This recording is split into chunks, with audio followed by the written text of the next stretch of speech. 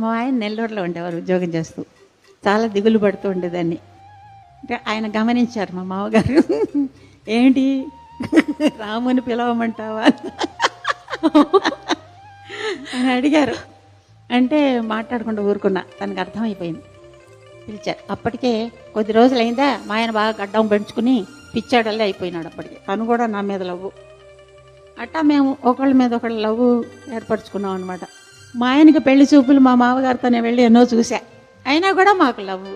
అప్పుడు మీరు బాధపడి నిలదీసి మరి తప్పనిసరిగా నేను లవ్ చూడడానికి, పెళ్లి చూపులు చూడడానికి వెళ్ళేదాన్ని. అంటే ఆ అమ్మాయి ఎలా ఉందో, నాకంటే బాగుందా, ఈయన ఎక్స్ప్రెషన్ ఏంటి, ఈయన ఎలా చూస్తాడు అమ్మాయిని, ఇవన్నీ చూడడానికా?